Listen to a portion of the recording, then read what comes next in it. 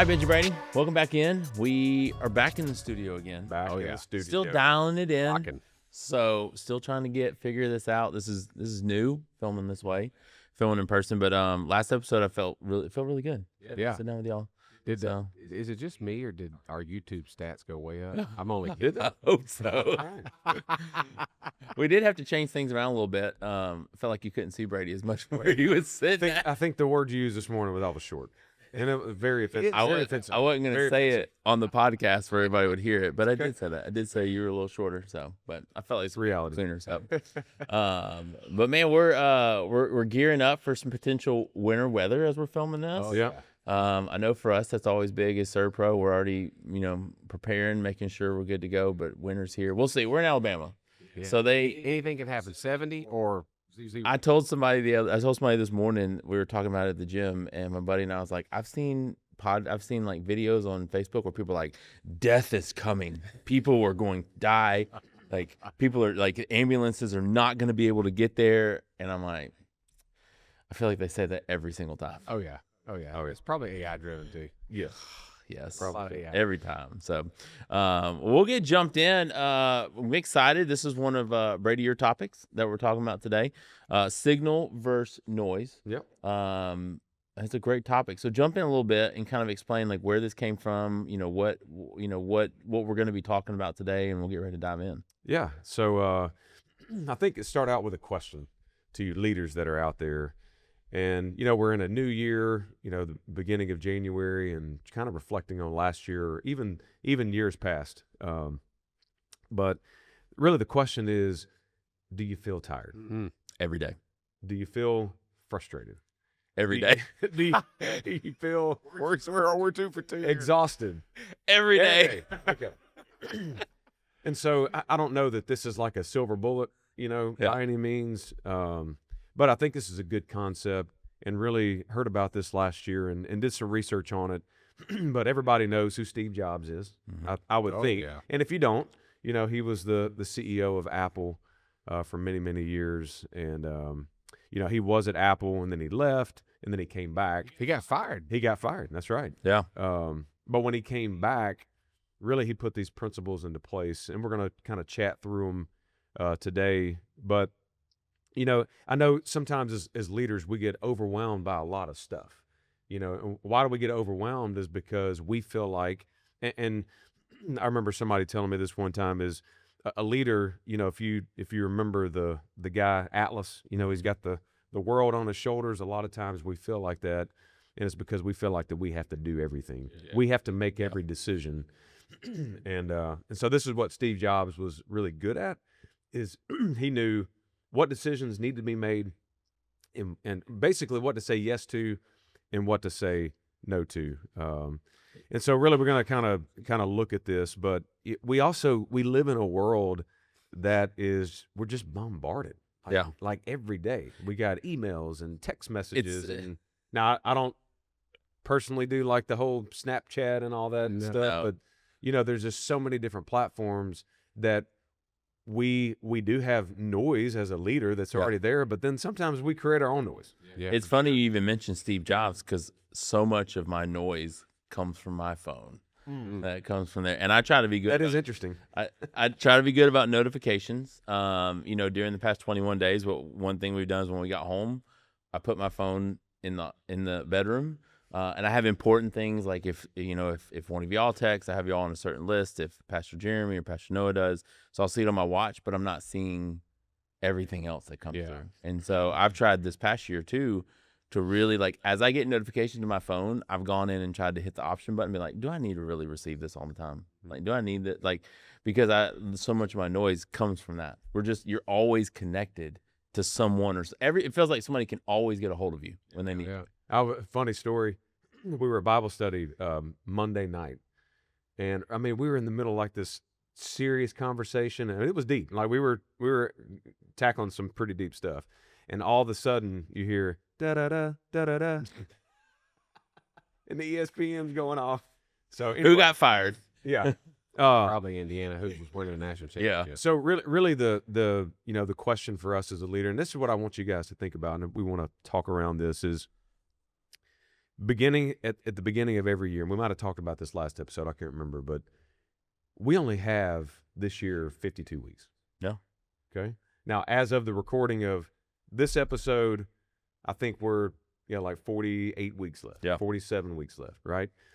So you as a leader, really the anchoring question is, when you look back at every week and you look back at that week, do you feel like you got something accomplished or not? We've talked a lot about C12 on the podcast, and a couple of meetings ago, we were talking about this concept of the 52 weeks. We actually broke it down, like how many weeks we have left, like in our life. And if you do that math, and I think like the average age of a man is like 79 years old. So, oh gosh. I think I'm going to outlive that, but we'll see, unless the Lord comes back. But the way things are going these days, he's coming back soon. he's coming soon. But I mean, think about the weeks you have left. But there was, I forget who it was, but him and his wife, they had a routine. They had this jar of marbles in their foyer, and every single week they are 2 jars of marbles. So one was full, and one had some other ones in there. But they would take a marble out, and they would put it in the other jar, and that signified, like, here's another week that's gone. I'm putting it in this jar, and let's reflect on, like, what did we actually do this week? Yeah. So that's kind of the question of, do you ever get down to the end of the week? I know I get like this all the time, like, what in the world happened this week? Like, I don't know. So going back to Steve Jobs, he was really good at this. And when he came back, Benji, you mentioned he got fired. When he came back to Apple, because they were struggling, then he put some really simple concepts into place.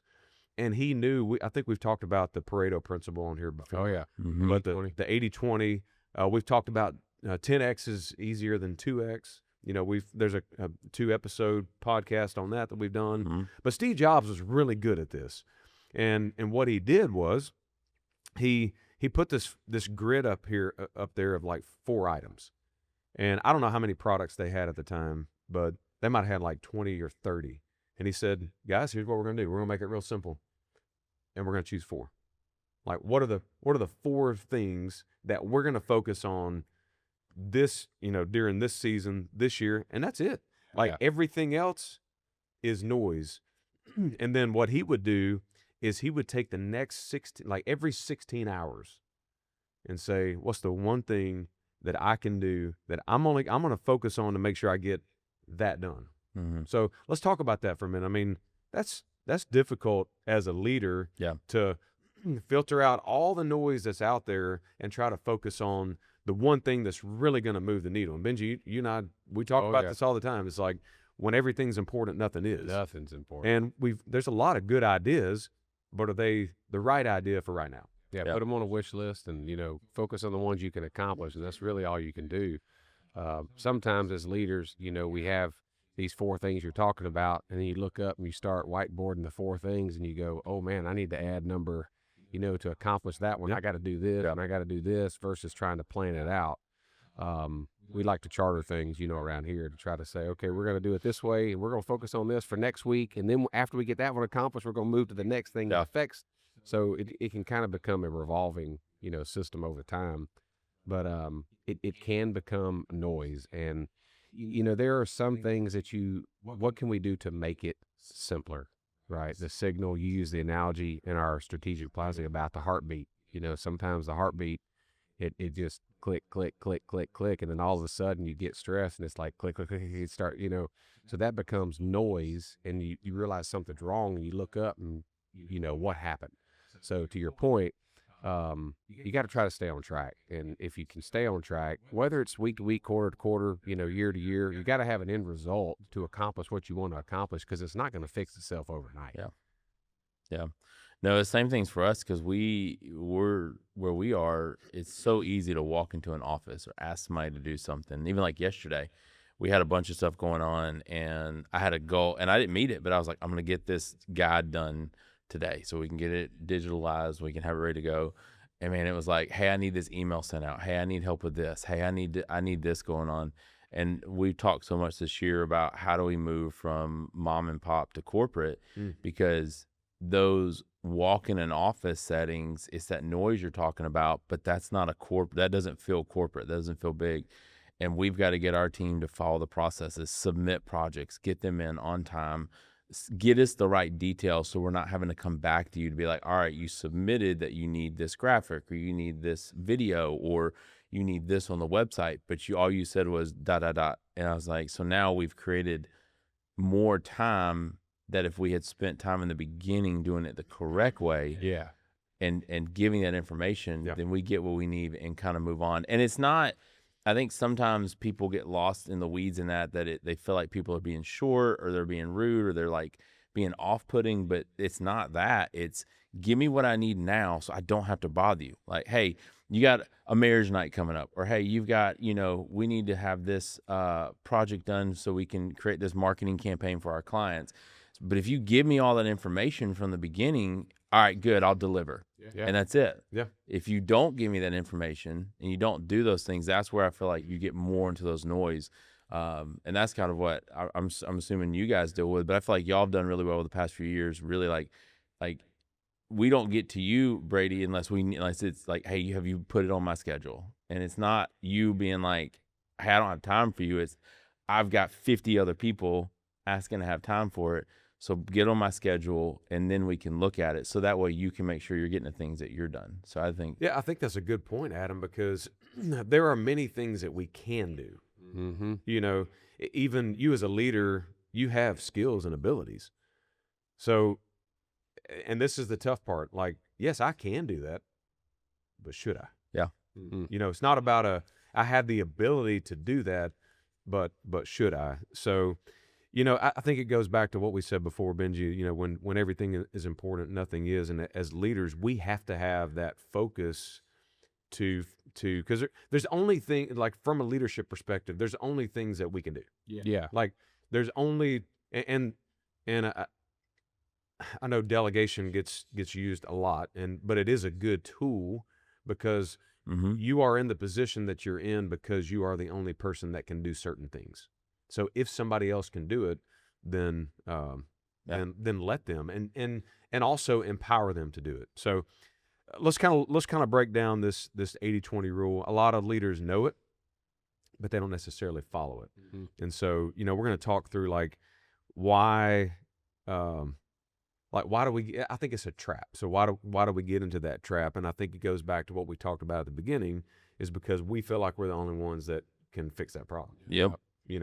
I know I find myself falling into that trap sometimes. It's like, well, here's a decision that needs to be made. Here's a conversation that needs to be had. Hey, if I need to have that and I'm like, no, I can have that conversation. I have every right to have that conversation because I'm the leader, but I shouldn't. You're so used to doing it yourself that it's like a muscle reflex. It is. Yeah. And you're like, I'll do it. And I do the same thing now. And I do the same thing at the church. We'll have something. I'm like, I'll just do it. And it's like, and it's just like you said, but all right, I need to take a step back for a second and say, no, you need to do it, because you're empowering someone. Yep. And then not only doing that, by allowing someone to grow inside your company allows them to give more output. And you're realizing like, all right, this is something that I can take off my plate. Yeah. So now I can focus. That's one of the things that I really want us to look at is, okay, we have all these little things we do every week, folding bulletins or, like printing things or doing that. Like, all right, hold on. We've created all these avenues for people to get communication, to do all this stuff. Why do we spend time every week on these things? And then the bigger projects, the things that matter, that put butts in the seats, I mean, we don't get to focus on those because we're too busy doing them. Yeah. So we've got to find a way to dial in those little pieces. So that way, like you said, I want to hone in and signal in on the things that are important and that really drive, for you guys, revenue. What pulls in things. For us, it's what brings people in, what gets people into church. So there's where your business model is, what can you remove from your plate? Yeah, that's going to allow you to focus on where growth is. Because I'm assuming anybody in business is what they want. They want growth, they want more revenue, they want a better margin, they want more bottom line. Like, how do you do that? Well, it allows the leader to focus on the business and not be necessarily in it. Yeah, that's the whole 80-20 concept. As a leader, you've got to figure out what those key things are that that you need to do, but everybody else can do. There has to be vision. There's got to be strategy, and then there's got to be outcomes to accomplish those strategies. So you have to do that as a leader. You know, to your point, empower your people and not block out the noise, because there's always going to be some kind of noise, but we got to limit the amount of noise that we have. Yeah, and I think the biggest thing that we're trying to create is margin. I mean, think about your life, think about your work, and just we as a society, we are so busy. You know, it's just there's always something going on, and sometimes we feel like we have to say yes to. You know, what I'm trying to do is I'm trying to figure out this year what to say no to. Yeah, you know, because we can't have the margin, and that's even a biblical principle. You know, if you look in the New Testament and you look at even the life of Jesus, he retreated. He was very adamant about Sabbath, and that's something I'm still learning is how do I do that and do that well? Just because there's so many things that are going on, I don't. I will say I don't have time, but you know, I always say also that you make time for the things that are important. Yeah. So if it's not important, you're not going to make time for it. But so let's look at this 10x versus 2x principle just real quick. We did a full 2-part episode, I think last year sometime, last season. But what is this whole 2x versus 10x? And it does go to margin, but 2x is like, I'm going to work on the incremental improvements, you know, the small things. Yeah. I'm going to, man, you know what? If I wake up an hour earlier, I can get more done. If I just stay at the office an hour later, I can get more done. I don't know that more effort is going to give you the outcome. Might create more noise that you're looking for. Well, yeah, you're tiring yourself out more. So now you're like, when you do get home or you do have those down moments, you're like, man, I spent more time doing this. I'm now exhausted. I don't want to do anything else. Yeah. So I think you have to honor your time and respect your time. So that's what 2x thinking is. More, where 10x is, what do I need to say no to? What do I need to subtract, you know, so that I can have clear focus on, like you said, Benji, earlier, you've got that 4 grid, and there's other things that pop. Yeah. Oh, you know, it's kind of like that shiny object syndrome that we talked about. It's, that could be good too, but I don't know. Let's stay focused in on. We were just talking about something the other day, and it's like, oh, that would be a really good idea. Yeah. But if we focused on that, then we're going to lose focus on what we've already decided that we're going to do as a part of our strategic plan. Yeah. And so the example here is, you know, and there's all kind of examples going back to Steve Jobs, but you know, when he didn't, like Apple didn't invent the MP3 player, did they? But they made it better. And because he was so focused on what they wanted to do, he not only invented, what was it, when they did the announcement, is like 1,000 songs in your pocket. Yeah. It wasn't, oh, it's got the best hard drive and got the best memory, you know, all this stuff. He goes, simple, 1,000 songs in your pocket.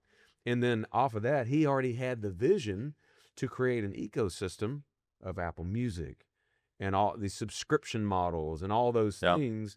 And so, and I miss the iPod though. You could just you just around, you know.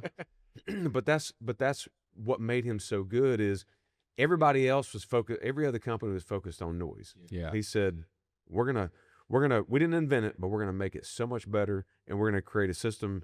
And I mean, other than you Spotify users or, you know, YouTube Music, most people I think probably have some type of Apple Music subscription. Well, not only did he eliminate things like CDs and MP3s and all that, the guy single-handedly, and simultaneously, he got rid of things like Blackberries and all this other stuff. So it's like he took a big swing. I mean, and he went at several different industries and said, you know what, all y'all are trying to create all this extra noise or things for people to carry in your pockets.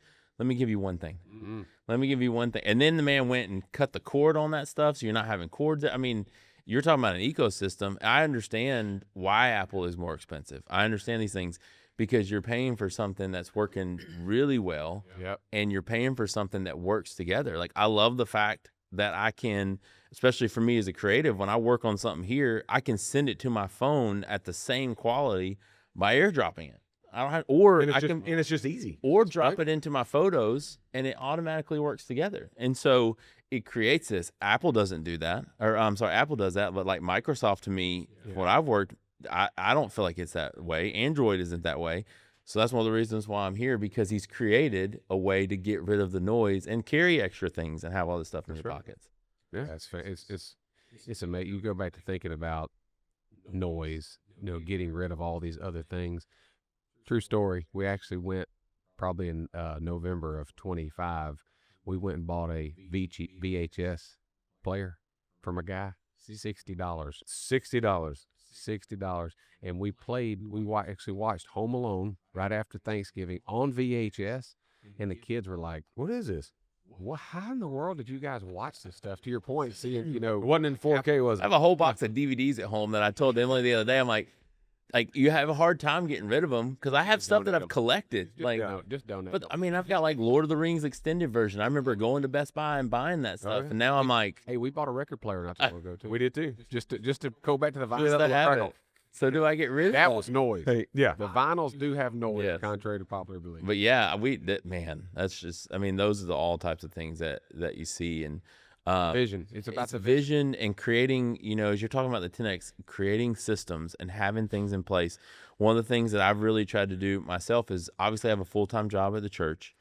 I have my creative media business on the side, and one of the things I talked about with Emily is I said I can't be caught up in the weeds. If I go do stuff on Friday when the girls are in school and she's at work, that's fine. Like I can go get that done. The problem is some of those things that I do, I've got to turn around and deliver back to the client that at least in a certain time, or I got to work on it at night. So now I've moved away from doing things when it's just me, to now I'm cutting into that margin of family time. So one of the things I've done this year, especially with things like real estate photography, I've had to increase my price a little bit. But what I've done is I've had to deliver something back to a customer, say, hey, I will get this to you within 48 hours. From the moment we leave, clock starts, 48 hours, I'll give it to you. Well, I've got someone that does a good job that edits those photos for me. So now, instead of me doing that, I pay them to do it. My cost is covered. I'm still making, about 70, 80% profit off of that job. And now they are doing that and delivering it back to me. And most times I can meet a client within 24 hours. So that's always been my goal. My personal goal is 24. Mm-hmm. I tell a client, I'll get this to you in 48 hours. I mean, obviously what I'd love to get to is if I can build a team enough, hey, same day. To me, you don't see that in the real estate market. It typically takes, a couple days to get things back. So if somebody's okay with paying $350, $400 for that, they may be like, man, I'm paying all this, but man, I get these back. I get this on the market and then I'm getting it sold and I'm making money. So it's finding. Now all your clients know how much profit you make. Well, I didn't say that's what I was doing, but I'm throwing a number out there. I'm just saying. So, but those are some things you're looking at. How do I create these systems? So what I've tried to do is like, all right, now videos and things, obviously I'm going to do myself because I have a look, I have a way people hire me for how to do it. But stuff like photos, to me, I know how. I found someone that when I deliver to a client, they're like, hey, these look great. I love these. They don't know any different and they see it, but I've created a system where now let me go get it done. Yeah. But I can now give somebody else, and now that time is back. I can work on another project. I can work on something else. Yeah, what you're focused on is the highest and best use of your time. Yeah. Like if somebody, that's what we were going to before, is if somebody else can do it. Yeah. But if you're the only one, it's your product, it's your brand, it's your look. Yeah. It's like, this is Adam West Media, right? Plug for Adam West Media. Thank you, sir. Yeah. But that's your product. Somebody else can do some of the other stuff, some of that noise. Still got to be done. Yeah. It doesn't mean this.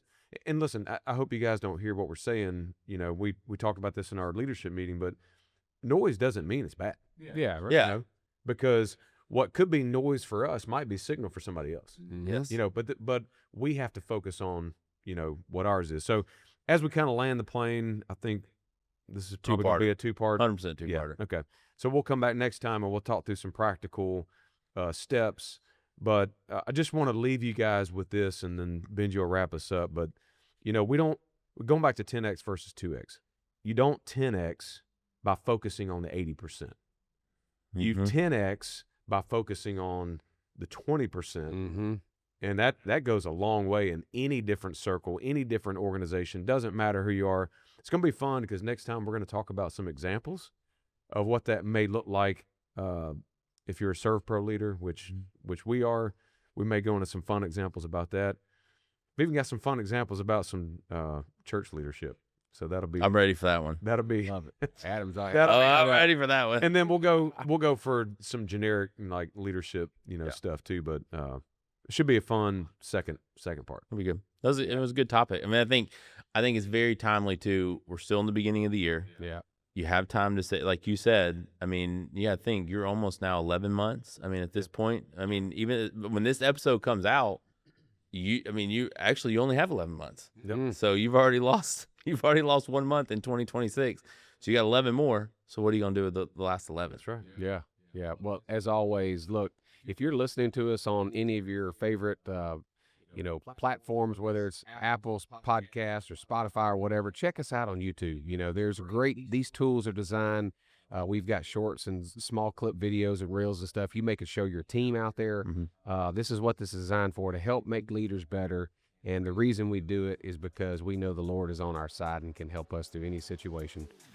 So again, you can find us on any social platform. Go to higheruppodcast.com. You can subscribe anywhere there. Check us out on YouTube. And if you're watching on YouTube, thank you so much. But as always, go out and choose to live a higher up life. We'll see you next time.